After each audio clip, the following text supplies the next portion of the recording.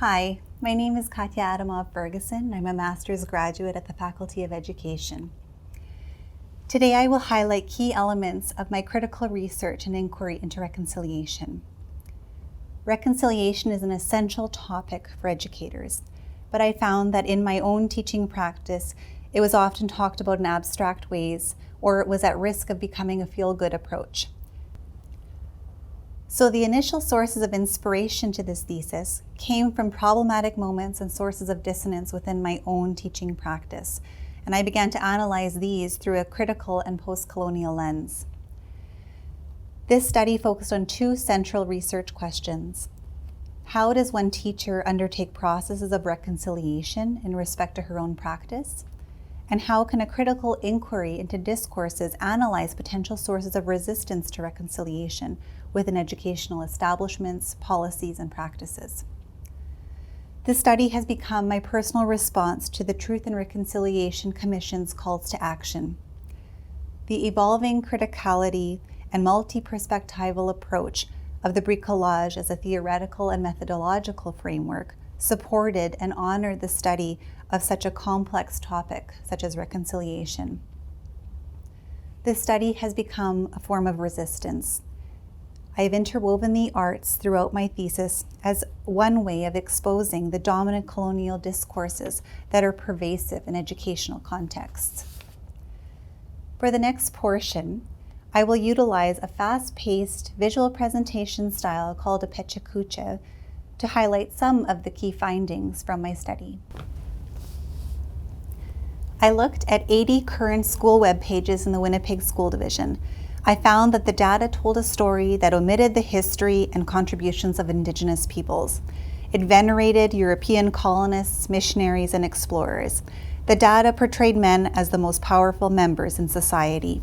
The data collected tells a grand narrative of colonialism.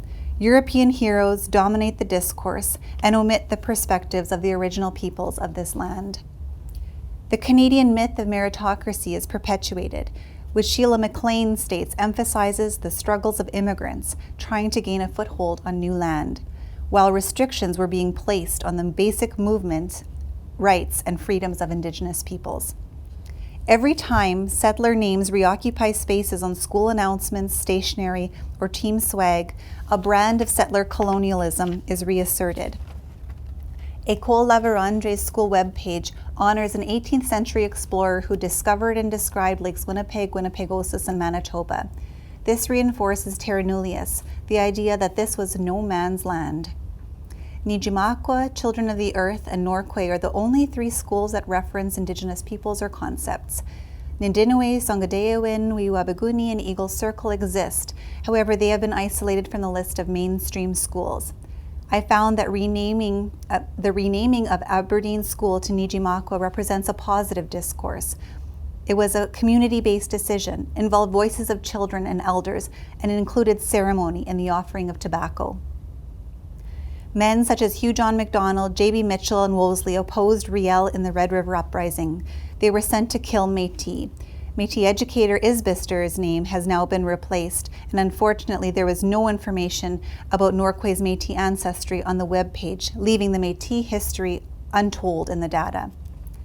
There is a school named after infamous colonizer Cecil Rhodes, who in 1877 stated, quote, "I contend that we are the finest race in the world, and the more of the world we inhabit, the better it is for the human race.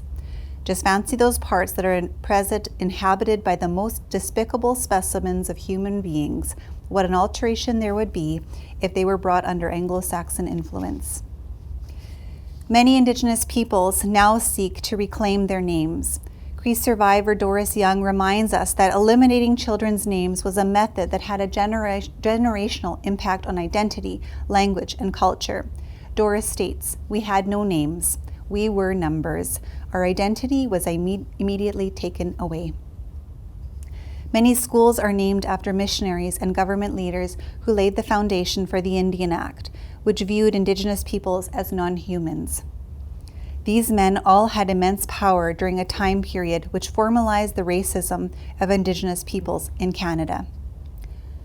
White male Eurocentric perspectives are privileged, and titles such as sirs, lords, earls all trump the contributions of forward-thinking women who have made a lasting impact.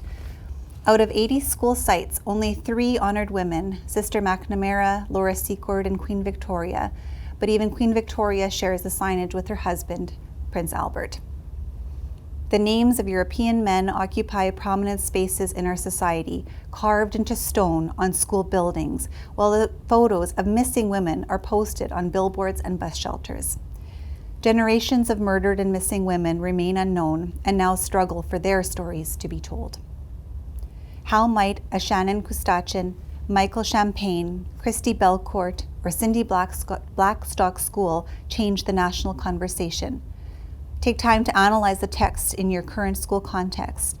Do these names have to stand the test of time, or could policies be revised to become a recursive process that adapts to social and cultural changes to ensure it best represents the community? It is not just about new signage. It's about moving beyond territorial acknowledgements.